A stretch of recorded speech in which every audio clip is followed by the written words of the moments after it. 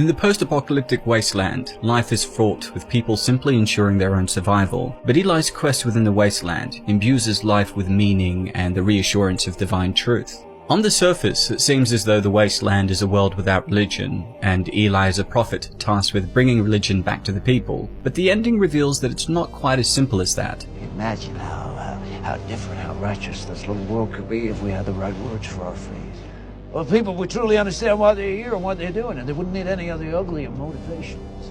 Like Eli, Carnegie covets the word of God contained within the Bible. However, he does so for a very different reason, making it incredibly explicit that he's searching for the holy text for personal gain, namely to manipulate people into following him. He explains, "It's not a book, it's a weapon aimed right at the hearts and minds of the weak and the desperate. We want to rule more than one small town. We have to have it." The Book of Eli even explicitly interacts with the idea that religion can be the cause for conflict. In fact, in this case, the Bible itself is labeled as starting the conflict which led to the end of the world as we know it. While this may be a fictionalized example of religious wars, such conflicts of course litter the entirety of human history, from the immense bloodshed, pillaging and more brought about by the Crusades or Inquisition, to the 80 Years' War, and even countless civil wars we see today. In a world where religious texts have been banished for supposedly causing a world-changing war, why then do we have a film about someone trying to protect one?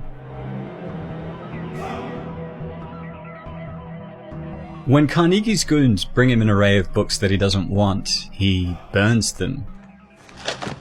What about these? Burn them.